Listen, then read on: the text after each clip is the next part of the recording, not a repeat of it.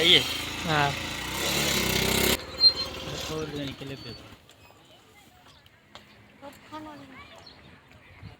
अदा हेते तव्हां जे घणा घर आहिनि? रहमान रहीम, आज हमने यहाँ पर सैला मुतासरीन के हवाले से यहाँ पर उनको मच्छरों की बहुत ज़्यादा तकलीफ़ थी और यहाँ पर डिजीज़ हो रही थी। इस वजह से आज हमने समद भाई के तवस्सुस से यहाँ पर हमने जो है मॉस्किटो नेट्स डिस्ट्रीब्यूट की हैं। इन लोगों को और भी बहुत ज़्यादा शदीद ज़रूरत है राशन की, और इन लोगों को साफ़ पानी की बहुत ज़्यादा यहाँ पर शदीद ज़रूरत है। जितने भी इस वीडियो को देख रहे हैं ये जामशोरों के एक एरिया में रहते हैं। ये सारे फ्लड अफेक्टेड लोग हैं और बहुत ज़्यादा नीडी लोग हैं।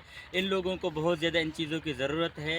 राशन की तो बहुत अशद ज़रूरत है, क्योंकि ये लोग यहाँ पर इनके जो भी खेती बाड़ी हम लोग करते हैं सही, ये सारी ज़मीन हम खेती बाड़ी करते हैं। असां हिते मकामी माण्हू आहियूं, हिते असुर रहाकू आहियूं।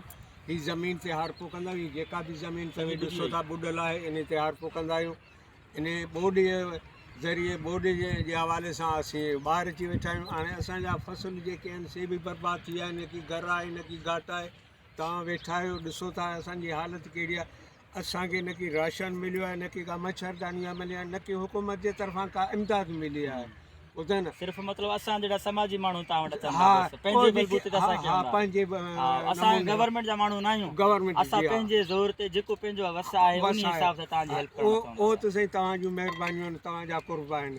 पर असांखे हुकूमत जी बि ज़रूरत आहे। हुकूमत बि असांजे फर्ज़ उन ते आहे, उन्हनि ते फर्ज़ आहे त उहे उन्हनि खे असां वोट ॾेई करे कंदा आहियूं त उहे अचनि। उहे अचनि। हाणे असांजे ॿारनि जी हालत ॾिसो, झुगियुनि जी हालत ॾिसो। केतिरा माण्हू आहिनि, घटि में घटि 50-60 घर आहिनि। उहो हुतां खां वठी हेसि ताईं 40-50 घर सभु वीचारा आहियूं वेठा आहिनि थले मैदान ते।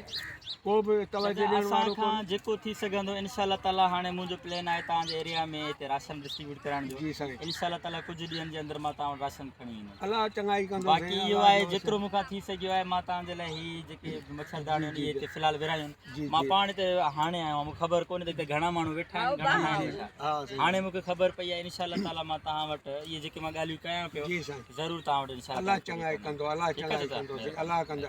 हुकूमत खे बि अपील आहे, हुकूमत हुकूमत खे बि असांजी अपील आहे त त हुकूमत बि असांजी मदद मिस्किननि जी करे। पोइ ही हुकूमत कहिड़े मर्ज़ जी दवा आहे? सही ॻाल्हि आहे। हेतिरी इमदाद मिली आहे, दुनिया भर जी इमदाद आहे। ग़रीब मिस्किन बुखिया वेठा आहिनि, मथे जी छित कान्हे, सही खाइण जे लाइ कुझु आहे ई कोन को। घटि में घटि हुकूमत बि असांजी हेल्प करे, हुकूमत बि असांजी मदद करे। हुकूमत खे बि अपील था कयूं त असां मिस्किननि जी मदद कई वञे। असीं हुकूमत खे बि दुआऊं था ॾियूं। हींअर त असीं हुकूमत खे पिटियूं पिया, पोइ हुकूमत असांखे कुझु ॾींदी, असांजे छा मथे जी छा थिए, असांजे बच्चनि जी कुझु भलाई थिए, उन्हनि खे का दवा मिले, का दरमेल मिले, को राशन मिले, को पाणी मिले। हुकूमत बि असांजी का बि मदद करे। हिते साईं वॾेराशाही आहे, ज़ुल्म आहे। जेके ममाल मिलनि था सभु MP MNA खे था मिलनि, ग़रीबनि खे त मिले ई कोन थो। उहे सभु MP MNA पंहिंजनि माण्हुनि खे राशन विरहाइनि था, ऐं ग़रीब गुरबे जो को ख़्यालु ई कोन्हे। बसि हिते अंधेर नगरी आहे, जीअं अंधेर नगरी चइजे नी, अहिड़ी अंधेर नगरी आहे। असीं हुकूमत खे बि अपील कयूं था, समाजी कारकुननि खे बि अपील कयूं था, उहे बि असांजी ग़रीबनि जी मदद कनि। हुकूमत खे अपील था कयूं त उहे बि असांजी मदद कनि, त असां ग़रीबनि जी कुझु भलाई थिए, कुझु हिननि जो रोज़गार जो हाणे तव्हां ॾिसो था ही सॼो ई ज़मीन जा असीं हारी आहियूं। सभु ज़मीनूं बर्बाद थी वियूं, सभु ज़मीनूं ख़तमु थी वियूं, को फसुल कोन रहियो आहे। ऐं आईंदे बि साईं अञा बि ही चेट बि उमेदु न आहे त इहा ज़मीन का आबाद थींदी या कान थींदी। हाणे तव्हांजे रूबरू आहे, ॾिसो वेठा हिननि में फुट ॾेढ 2-2 फुट 3-3 फुट पाणी बीठल आहे। हाणे हीअ ज़मीन कॾहिं सो कॾहिं हिनखे कॾहिं असीं आबाद करे सघंदासीं, कॾहिं पंहिंजे बच्चनि जो पेट पारे सघंदासीं। इहो असांजे लाइ बि मुश्किल आहे। असां इहो त नामुमकिन आहे। जॾहिं वञी थिए को 6 महीननि में 12 महीने में, जेसि ताईं असीं मिस्किन माण्हू छा त खाऊं भला। हिते न की को रोज़गार जो बंदोबस्त आहे, न की को कानून जो बंदोबस्त आहे, न की को इंसाफ़ आहे हिते। सही है चाचा, हाणे थोड़ो वरी मां ॻाल्हायां। हाँ बिल्कुल अंकल ने जो भी बातें कहीं वो तल्ख़ हकीकतें हैं। यहाँ पर इन लोगों के पास कोई भी बेसिक नेसेसिटीज़ नहीं है। ये तो पूरी सिंध का हाल है, लेकिन यहाँ पर ये जो लोग बैठे हुए हैं, इन बेचारों का सारा गुज़र सफ़र जो है ज़राअत पे होता है। उनकी जो भी ज़मीनें थी वो सारी तबाह व बर्बाद हो गई हैं। इनके पास अब खाने के लिए भी कुछ नहीं है, पीने के लिए साफ़ पानी नहीं है। आज हमने यहाँ पर जो मॉस्किटो नेट्स हैं, मच्छरदानियाँ हैं, वो कुछ अपने बलबूते पे समद भाई के तवस्सुस से यहाँ पर हमने डिस्ट्रीब्यूट करवाई हैं। लेकिन मैं रिक्वेस्ट करूँगा समाजी कारकुनान को कि बराए मेहरबानी अगर आप यहाँ पर आ सकते हैं, अगर आपका यहाँ पर एक्सेस हो सकता है, तो यहाँ पर बहुत ज़्यादा नीडी लोग बैठे हुए हैं, क्योंकि इनको बहुत ज़्यादा चीज़ों की ज़रूरत है। इनके पास कोई भी, मैं बार बार वही कह रहा हूँ कि बुनियादी ज़रूरतें अवेलेबल नहीं हैं। जितना हो सके आप लोग इस वीडियो के तवस्सुस से इनकी हेल्प करना चाहें, आप आएँ इन एरियाज़ में और इन लोगों की हेल्प करें।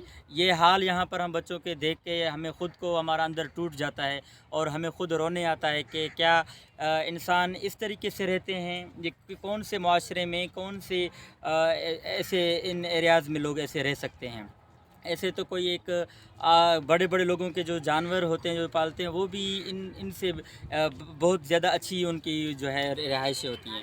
तो खुदारा कुछ सोचें। हुकूमत को भी ये मैं कहना चाहूँगा कि आप लोगों को इतनी फ़ंड्स मिले हैं आउट ऑफ कंट्रीज़ से और आप अभी तक नज़र नहीं आ रहे हैं। आपको खुदा को जवाब नहीं देना?